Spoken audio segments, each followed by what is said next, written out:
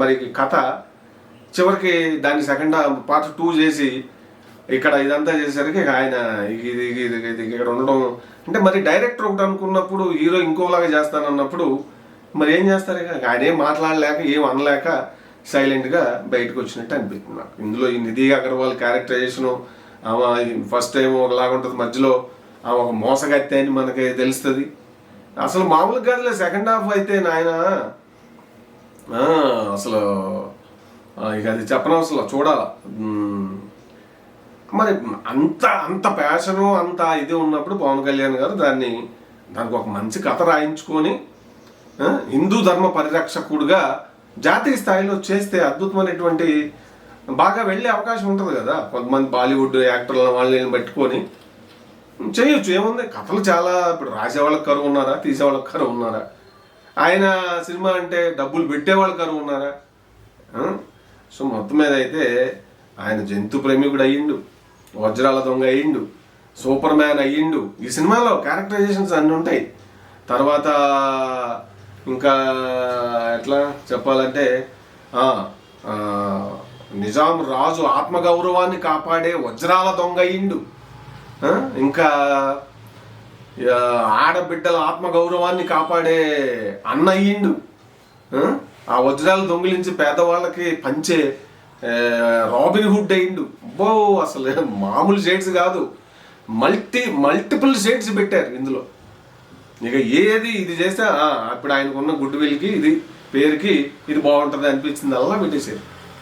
అది అసలు సినిమా అనలేము ఎందుకు చేసింది పవన్ కళ్యాణ్ గారు. ఇది ఆయన ఒక ప్యాషన్తో వెళ్ళిండు, ఆయన మైండ్ని మార్చి దొబ్బేసి ఏది డైరెక్టర్ క్రిష్ గారిని అట్ట కదా ఇట్లా చేద్దాం అంటే ఇన్ కోర్స్ ఆఫ్ టైంలో జరిగినటువంటి పరిణామాలు అయి ఉండొచ్చు ఇవి.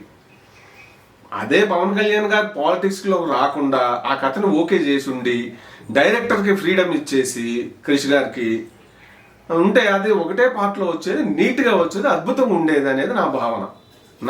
నాకు సినిమా చూశాక ఏం జరిగి ఉండొచ్చు అట్లా, ఇది ఎందుకు ఇట్లా డైవర్షన్ తీసుకుంది, కథకి పెద్దగా రిలేటివిటీ లేదు.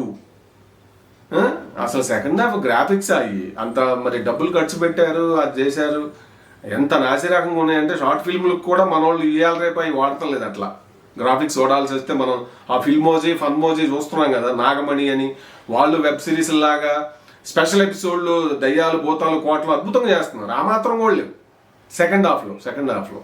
ఫస్ట్ హాఫ్లో పవన్ కళ్యాణ్ గారు అద్భుతంగా కనపడతారు. సెకండ్ హాఫ్కి వచ్చేసరికి అంటే 5 ఏళ్ళు జర్నీ జరిగింది కదా, అసలు వాము ఆయన విగ్గు కానీ అవి కానీ సరిలేవు. అసలు ఆ గుర్రాల మీద వెళ్ళే ఆ ప్రయాణం చాలా ఎక్కువ టైం పెట్టారు, వెళ్తూనే ఉంటారు. అవి మధ్యలో బొమ్మలు ఊగిలాడినట్టు తోలు బొమ్మల్లాగా కనపడ్డాయి. తర్వాత ఇసుక తుఫాను లాస్ట్లో ఔరంగజేబు క్యారెక్టర్ బాబీ డియోల్ ఫస్ట్లో బిల్డప్ అద్దరిపోద్ది. అబ్బా ఇంకెంత లేసిద్దో అసలు. దీనికి ఒక ప్రధాన లోపం ఏంటంటే జనరల్గా ప్రోమోస్లో ఆటలో బ్రిటిషర్స్ వీళ్ళు వాళ్ళని చూపిస్తే అబ్బా హీరోకి దగ్గర విలన్స్ ఉన్నారా భయ్ దుమ్ము లేసిపోద్ది. ఎందుకంటే స్టార్ హీరోకి ఎప్పుడు కథ పవర్ఫుల్, అతని క్యారెక్టరైజేషన్ బాగా ఉన్నప్పుడు విలనిజం స్ట్రాంగ్ ఉండాలి. ఇందులో విలనే లేడు అసలు. ఫస్ట్ హాఫ్లో ఈయన ఏదనుకుంటే అది వెళ్ళిపోవడమే. అరే సాంబార్ రాసుకో డైలాగ్ అంటే అది పేలింది.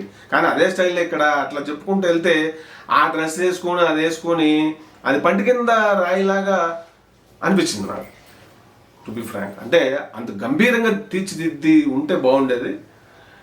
సరే ఏం జరిగిందో ఇంటర్నల్గా ఎలా జరిగిందో కానీ మొత్తం సెకండ్ హాఫ్ అంతా అయితే కంగాలి పట్టించారు. దీనికి ఇచ్చిన ముగింపు ఉంటుంది లాస్ట్లో, అయ్యా ఇక అసలు చెప్పాల్సిన పని లేదు. అది గాల్లో ఎగిరి షేక్ హ్యాండ్ ఇచ్చుకుంటారు ఆయన ఎవరో బాబీ డియోల్ పవన్ కళ్యాణ్. అది సెకండ్ హాఫ్ బ్యాటిల్ ఫీల్డ్ అంటారు. మనకు అసలు అయ్యా ఇది చూడటానికే మాకు ఇంకా ఇదైతే ఇక సెకండ్ ఏమాత్రం ఏదన్నా మనం పార్ట్ 1 ఒక ఇప్పుడు బాహుబలి పార్ట్ 1లో కట్టప్ప కత్తితో పొడిస్తే ఎందుకు పొడిచాడని చెప్పి రెండో భాగం వచ్చిన 2 ఏళ్ల పాటు సమస్త సినిమా ప్రపంచము చర్చించుకుంది, ఆసక్తిగా ఎదురు చూసింది. మెయిన్ ఆ ఇంట్రెస్ట్ ఉండాలి కదా, ముగింపిస్తే నెక్స్ట్ ఏం జరగబోతుందో అనేటువంటి ఇంట్రెస్ట్ ఉండాలి. ఏం లేదు, అది జరిగింది మొత్తం.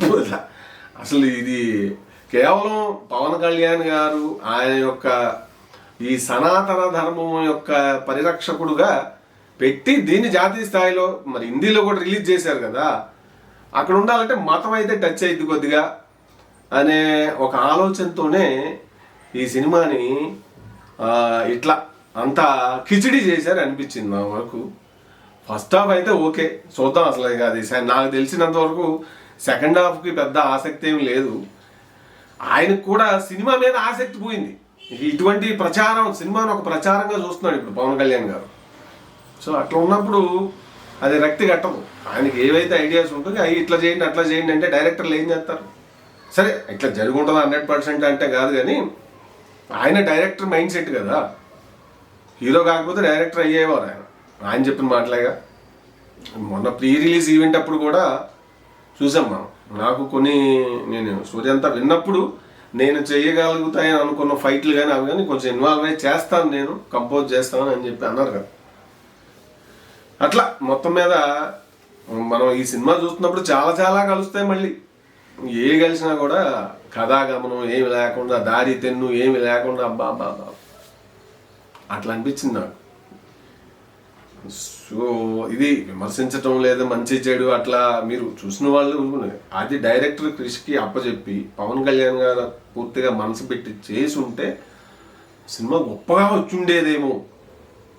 ఆయన్ని పక్కన నెట్టేసి ఈయనకి 5 ఏళ్ల కాలంలో రాజకీయం బాగా మైండ్కి ఎక్కింది పవన్ కళ్యాణ్ గారు బాగా. అది ఇప్పుడు రాష్ట్ర స్థాయిగా జాతీయ స్థాయికి వెళ్ళిపోయింది. నెక్స్ట్ జాతీయ స్థాయిలో మన తెలుగు రాష్ట్రాల నుంచి నా పేరే వినపడాలా, ఆ స్థాయికి ఎదగాలి అనేటువంటి అంబిషన్, ఆయన అంబిషన్ చేంజ్ అయింది. సినిమాల మీద ఆసక్తి తగ్గింది. అదే మెయిన్ రీజన్ అనిపిస్తుంది నాకు. మరి తర్వాత రాబోయే సినిమాలు 2-3 ఉన్నాయి. ఓజీ అని, ఉస్తాద్ భగత్ సింగ్ అని, అవి ఎట్టుంటాయేమో మరి. ఇక చూద్దాం. ఏదేమైనా కూడా హరిహర వీరమల్లు తీవ్రంగా నిరాశపరిచింది నన్నైతే. మరి మీకు ఎట్లా అనిపించింది ఏంటనేది నా కింద కామెంట్ల రూపంలో మీరు రాయండి. కొద్దిగా వీడియో లెంత్ అయింది, ఏమనుకోవద్దు. Thanks for watching my video.